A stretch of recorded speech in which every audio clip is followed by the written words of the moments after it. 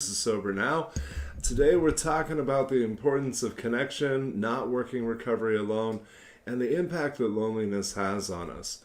As always, very much welcome your questions, your comments. What are you struggling with today? What questions do you have? Would love to hear from you. Just hit one of the chat panes and type in your question. We're streaming today on Sober Now's Facebook page. If you haven't been over there yet, go over, give it a quick like. You'll get notifications about our future live streams, content that we're putting out, and it'd be good to have you be part of that community. So let's kick it off with the basics. Loneliness and working recovery alone, honestly, it underscores the difference between sobriety and recovery. Anybody, at least in the short term, can do sobriety alone. Recovery, by definition, can't be done alone. Recovery is the process of transforming your life into something that's so good you wouldn't want to mess it up with drugs and alcohol. So the best we can really hope for alone is being dry. And to be dry is to be essentially lonely, relatively miserable. It's great. I'm happy for folks that achieve sobriety alone because it's an important improvement for their health. But it doesn't necessarily make anything else in life appreciably better. We are people who need people, and the more that we can accept that and act on that, the better things get. Because being alone in sobriety, or even reaching a point in recovery where we withdraw and distance ourselves, it means risking regression, going back to old habits. It means the risk of going back to the mindset that destroyed our lives in the first place.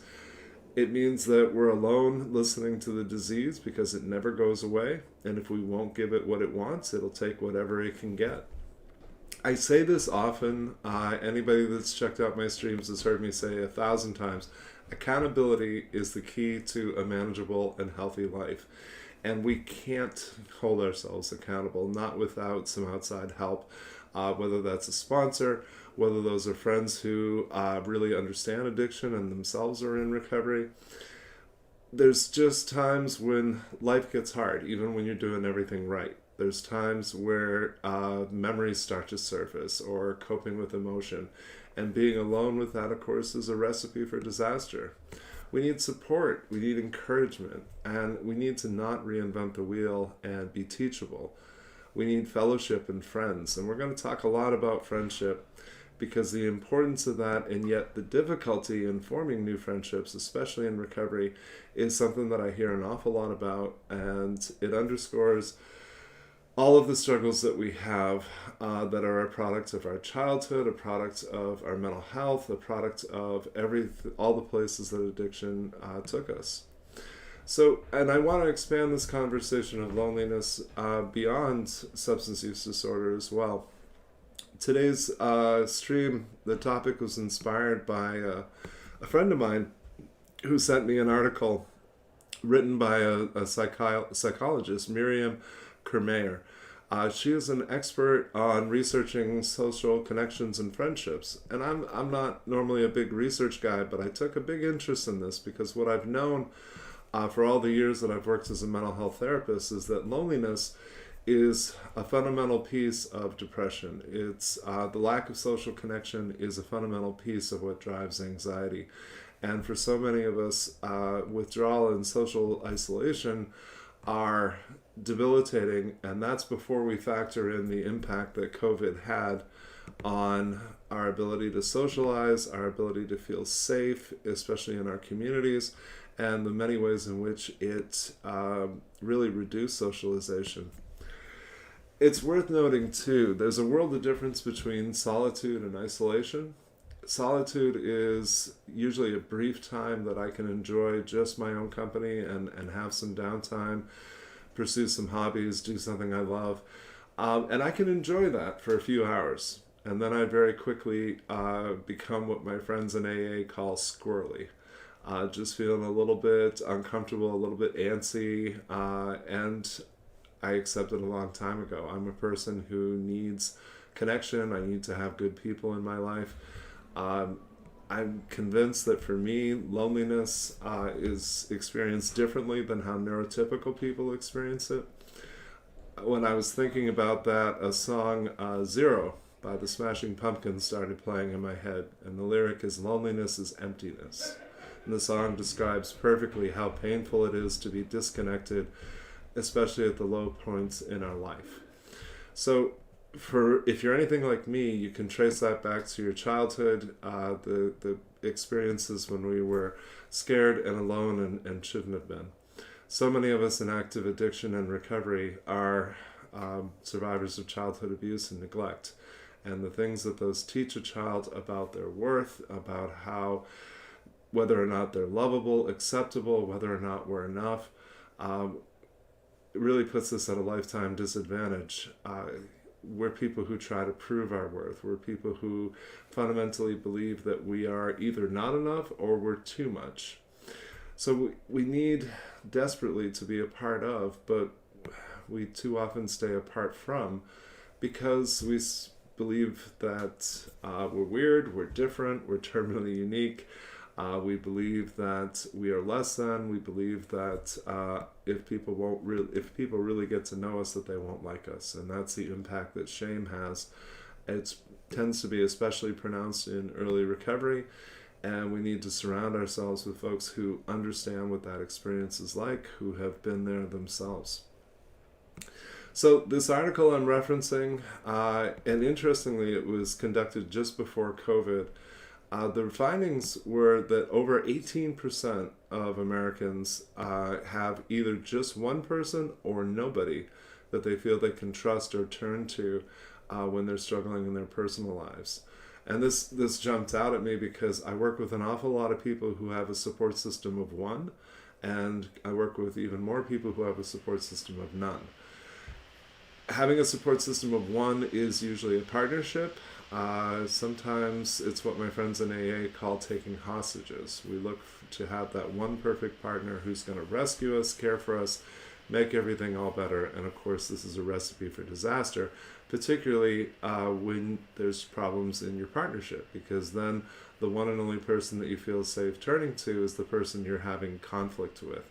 So to me, this all just debunks the romantic bullshit in our culture about how finding that perfect love is going to transform your life all by itself.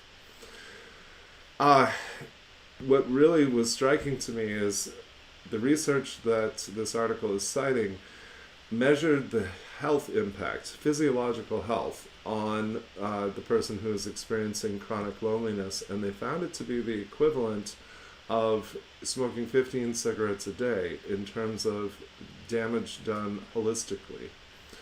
So loneliness is the disconnection from kindred spirits, and when we leave that unchecked, it creates greater and greater disconnection from self and greater disconnection from a higher power. And I often say that the two most foundational relationships that I have are with myself and with my higher power. And if one of those isn't working, it's only a matter of time before everything else in my life stops working. Having gone through, where are we now, 17, 18 months into a pandemic, we certainly felt the experiences and the impacts of quarantine. There's a possibility that we go back to something like that in the future. And so I think it makes it all the more important that we rethink our connections and what our willingness is, all of course within the context of keeping ourselves safe. I was surprised to learn, reading this article, our current U.S. Surgeon General actually wrote a book about the importance of social connection and the consequences of loneliness. The name of the book is Together.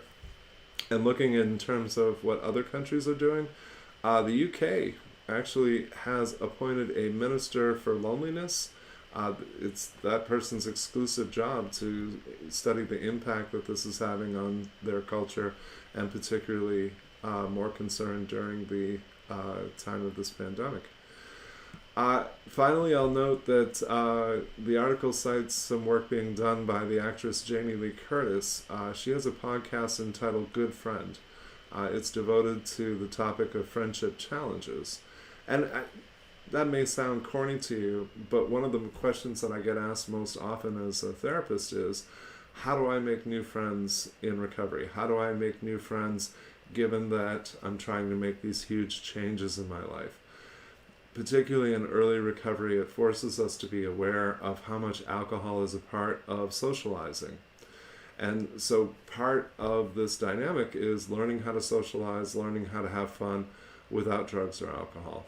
And so what's almost inevitable in that pursuit is that we have this heightened self-consciousness that comes with early recovery.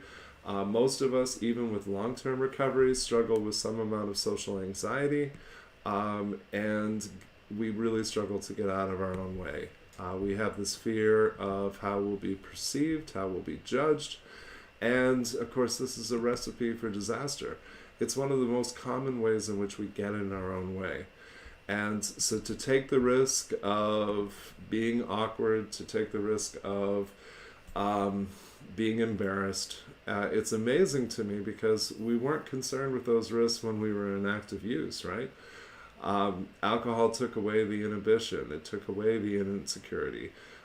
When we were high, we wouldn't hesitate to be silly or foolish or draw attention to ourselves. The example I usually use is karaoke. I'm pretty sure there's nothing in a margarita that makes a person want to sing on stage. They already wanted to do that. And this is why we refer to alcohol as liquid courage, right? It takes away that inhibition. But I think it's well worth exploring because inhibitions are really fears. Insecurities are reasons why we feel like we're not enough. And so those can be overcome through the course of recovery. They need to be exposed. We need to know what they are. And we need to both be willing to challenge those ideas, notice where they came from, and be willing to accept outside input. Too often, a lot of the things that we believe about ourselves actually aren't true. They were simply instilled within us at an early age. We've watched them reoccur through different points in our lifetime. And honestly, when you couple all of that with the emotional immaturity that we tend to have in early recovery, what we have is this expectation of deja vu. The same dynamics, the same experiences have to keep happening because we believe that that's what's going to happen. So we anticipate rejection. We expect to be humiliated. We expect to be abandoned. And too often those are self-fulfilling prophecies. Too often those expectations lead to being a wallflower. You know, the wallflower, the person who really wants to go out and dance or ask somebody to dance, but they're too afraid, they're too nervous, they're too self-conscious, and so they can't get out of their own way to take that very small risk. And if we think about those in terms of baby steps, moving outside of our comfort zone, maybe it becomes a lot more manageable. We're not going to overcome this in any kind of hurry. It has to be an incremental approach, and we have to be willing to move outside of our comfort zone, which is, of course, uncomfortable. Just going to check the streams real quick. I'd love to hear from you. What's going on in your recovery today? What do you need help with? All questions welcomed. And it looks like things are pretty quiet so far. That's okay. Always want to invite you to connect with us. We love being a resource to you. So we'll talk a little bit more about that in a minute. Learning how to get out of your own way, learning how to make new friendships. The fellowship of any 12-step program is great for that. I always say to folks, you can search the world over for kindred spirits who are trying to live a good life without drugs and alcohol, or you can hit up a 12-step meeting. AA, NA, Al-Anon, Nar-Anon, all the A's, they're fantastic people. They are more welcoming than any organization I've ever joined or been a part of or visited. I can't recommend them highly enough. But also, Smart Recovery or a Buddhist recovery. It doesn't have to be a 12-step program. I think what's really key and fundamental is that we're connecting with people who have an intimate understanding of substance use disorder. Ideally, at least some of them are people who have already changed their lives, enriched their lives, become healthier, and attain more manageable lives, because reinventing the wheel just doesn't make sense. Connecting with kindred spirits who care enough to call us out. I can't underscore that enough. in so many times and places, I've said to the therapists that work for me, the people I clinically supervise, and the folks who are looking to be, say, a mentor, I think the most important thing we can do is just tell people the truth in no uncertain terms. Don't sugarcoat it, don't water it down. And the importance of that for a person in recovery can't be overstated. What you need is people who care enough about you and are just barely secure enough in themselves, perhaps, to tell you when they think you're full of shit, to point out the ways in which we're lying to ourselves, to call us out when it seems like we're heading down a dangerous path or moving towards relapse. It's the greatest way that I know to show somebody that I care enough about them to point out the ways in which I think they're being self-deceitful. And people like that are hard to find in terms of mainstream society. And so search the world over or go to a place where you know such people exist. I get to do group therapy, and this is one of my favorite ways to help people build natural supports and new friendships, is to connect them to people who are struggling in similar ways, no matter what stage in recovery they're at. I'm fond of saying to folks, nobody's ever in recovery from just one thing. Even when we attain long-term sobriety, there's so many other things that need to change, and most often there's a second condition that has to be explored, whether that's past trauma, mental illness, self-harm, eating disorders, all of the things that people like me do to ourselves. Even after we've achieved long-term sobriety, we still find that there's a lot of work to do. And we need to learn how to have healthy partnerships, how to be effective parents. We need to learn how to make those connections. And I think too often what we're looking for is a way to connect with people that doesn't involve a lot of vulnerability, doesn't involve having to share very much of ourselves, which is unfortunate. All of us want to be understood, but we're afraid to open up and show you who we really are. And so maybe we keep relationships relatively superficial. When I talk with people in recovery, I'll often ask them, do you talk to people in meetings? And they say, oh yeah.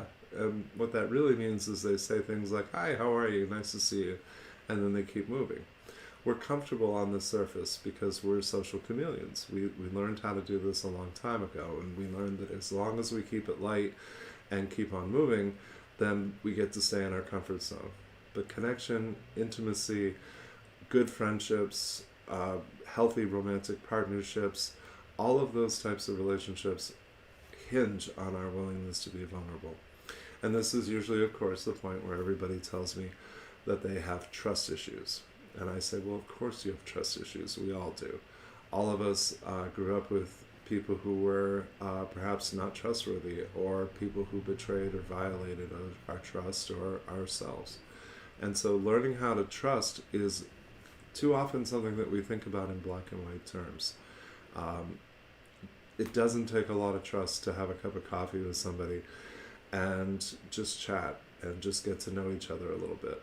But we view it as this all or nothing thing, where I can either tell you nothing and hold you at arm's length, or I can just pour my heart out to you and tell you every secret I've held. Somewhere in between those two, of course, is a place of moderation, is a place where we can feel relatively safe, asking the questions that we need to ask, seeking the tools that we need to add. And again, it just doesn't have to be this all or nothing thing that we treat it as.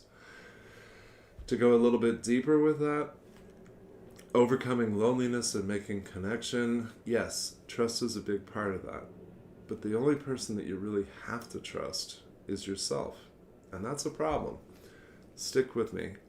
In order to determine whether or not somebody else is trustworthy, you have to be able to put stock in your own intuition. You need to notice what you observe. You need to process what's shared with you. And if you don't trust yourself, then it's always going to be much easier to doubt those impressions. It's always going to be easier to second guess what your gut is telling you instead of just taking one step. Again, trust isn't an all or nothing thing. To ask for tools, to ask for accountability for your own goals, yeah, there's some trust involved in that. There's some vulnerability involved in that. But if we look at it closely, It's not a lot. It doesn't have to be something that's overly cumbersome or just something that we can't do. So, your willingness to move outside of your comfort zone determines most of what's possible in your life. Your willingness to examine your expectations and to have them proven wrong. So, for example, one of the most common expectations is a result of guilt and shame, which is that we don't necessarily expect people to like us. We don't expect them to accept us as we are. We expect them to judge us by our past. And, of course, none of those expectations are real in terms of relating to people in recovery, but they are hard to overcome because that's what we've had the most experience with. The people that have been in our lives and the relationships that have had the greatest impact on us prior to coming into recovery too often have been toxic, have been abusive, have been damaging, and what it's taught us is that we're either too much or we're not enough. We're somehow lacking. And so we get to move past all of this one step at a time. The recovery adage that comes to mind is you're eligible too. So if you're getting to know people, whether in a 12-step fellowship or elsewhere, you're going to run into some folks that their lives just seem unimaginably good. You're going to hear about the promises of 12-step programs and believe that that must be for other people and not for you.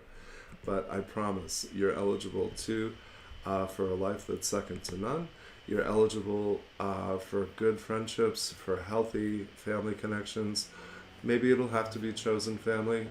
If you're like me, then a lot of the folks you share DNA with are people that really can't be part of your life. But I love chosen family, and I'm blessed that my higher power keeps putting really amazing people in my path. So, going to be wrapping up shortly, but any last minute questions, any last minute comments are more than welcome. And let's see, let's talk about connection for a minute, because not just social connections and new friendships, but also the opportunity to connect with us, we very much welcome. So there's a lot of different ways you can do that. The first one is you can email me, and I would love to hear from you if you have questions about recovery or resources that you're struggling to find. Jim@sobernow.com is the easiest way to get a hold of me. Would love to hear topics that you'd like to see covered in future streams. Always down for that. We're here weekly at the minimum, sometimes more.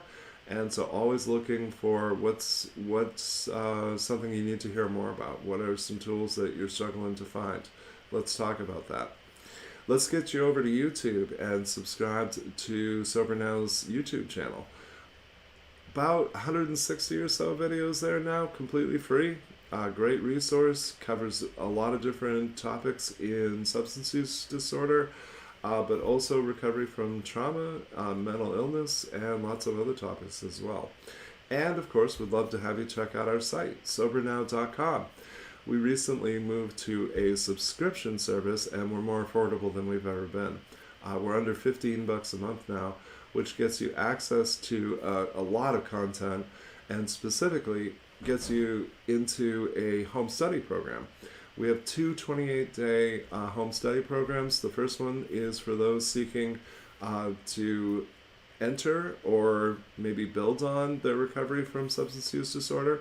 And the second program is for folks like me who identify as affected others. Those of us who have a loved one in active substance use disorder. The stress and the anxiety that this puts a family through, it can be debilitating. And looking at all of the unintended consequences of the ways in which addiction affects everyone in the family are underscored in that program. Completely confidential, completely, total anonymity, and it's go at your own pace. Check it out. We'd love to get your feedback and hear more about what your needs are. So please take excellent care of yourselves and each other. Please connect with me. Please, if you find yourself struggling with loneliness, know that there are people like you, there are people like us who care very deeply and want to connect with you. No one should have to go through difficult things like changing your life alone. And in truth, nobody's really successful at that alone. Nobody ever has been. Trust me, we checked. Okay, take care. Let's connect. Talk to you next week.